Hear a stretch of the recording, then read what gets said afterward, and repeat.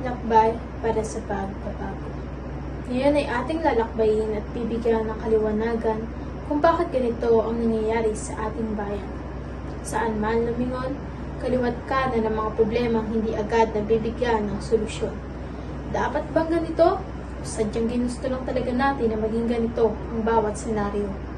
Ang kapaligiran na magulo, mapapaisip na lang talaga kung ano bang aba ang tunay na takbo ng ating mundo. Sa hirap ng bawat pagsubok na hinaharap ng ating bayan, tila nagiging mas mabigat ang tanong na, Pilipinas, ganito ka ba kamalas? At parang dito na magwawakas ang aming mga landas.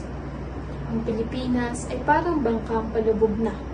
Tila hindi na alam ang patutunguhan, pero tuloy pa din sa paglakbay kasabay ng malalaking alon. Ngunit sa gitna ng mga alon, kaya pa ba natin itong maiahon? Ang OECD o Consequences of Corruption at the Sector Level and Implication for Economic Growth and Development.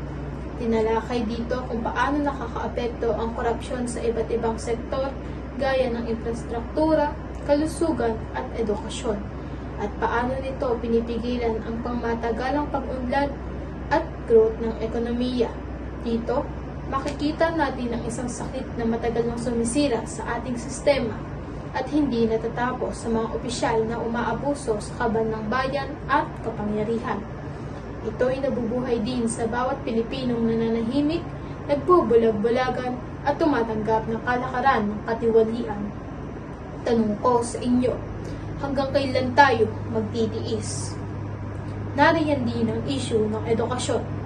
Paano tayo magiging handa sa hinaharap kung ang mismong ating mga kabataan ay hirap sa pagbasa at pag-unawa?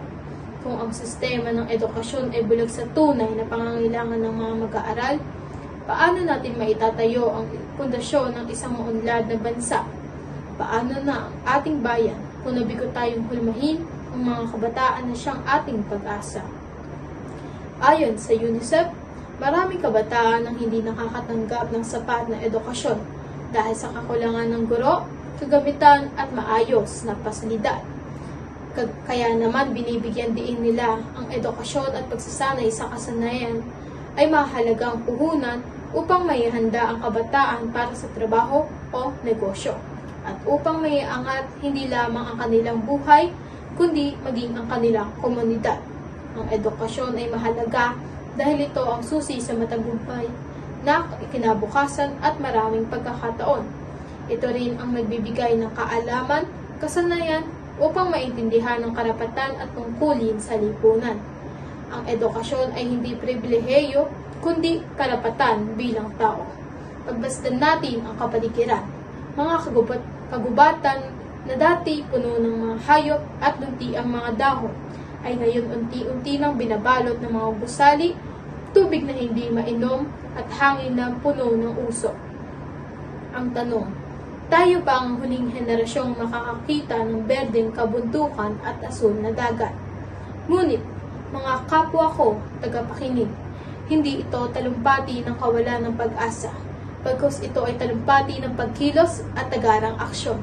Ang pagbabago ay hindi nagsisimula sa gobyerno, senado o kongreso. Nagsisimula ito sa atin. Oo, sa atin. Sa simpleng pagtapon ng basura sa tamang lagayan, sa pagtulong sa kapwa, sa pagsigaw laban sa katiwalian. Alam kong naririyan pa rin sa inyo ang ugaling kailanman ay hindi natin maipagkakait bilang isang Pilipino. Ang pagmamahal sa kapwa, sa bayan at sa Diyos. Ito ay nanggagaling sa kaibaturan ng ating mga puso. Tandaan natin, ang bayan ay hindi nangangailangan ng perpektong lider. Nangangailangan ito ng mamamayang may malasakit, integridad at pananampalataya sa bayan. Kailangan nito ang mga taong handang kumilos, hindi lamang para magreklamo, sa mulat na isip at matatag na prinsipyo.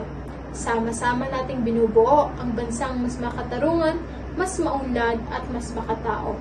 Sapagkat sa dulo, hindi isang tao ang magtataas sa bayan, kundi ang lakas ng isang sambayanang nagkakaisa para sa kabutihan ng lahat. Huwag tayong matakot sa malalaking mga alon. sapagkat sa bawat hampas nito, may pagkakataon tayong mas maging matibay at matatag. Ang Pilipinas ay hindi kailanman naging isang bansang madaling sumuko. Tayo ang bayan ng mga bayani, ng mga taong nag-aalay ng buhay para sa kinabukasan ng lahat. Mga kapwa ko, tagapakinig, ang pagbabago ay nasa ating mga kamay. Hindi pa ito ang wakas, ngunit ito ang tamang landas. Huwag na natin ang balikan ang mga nakasanayan natin noon. Gising, Pilipinas. Itaas natin ang ating bandera. Buuin ang ating pangarap at sabay-sabay tayong maglakbay tungo sa isang mas maaliwalas na bukas. Ang tinig ng panahon ay nag-uudyok sa atin ngayon. Pakinggan natin ito, damhin at gamitin upang muling buhayin ng may dangal, katarungan at kaliyaan ng ating bayan. Salamat.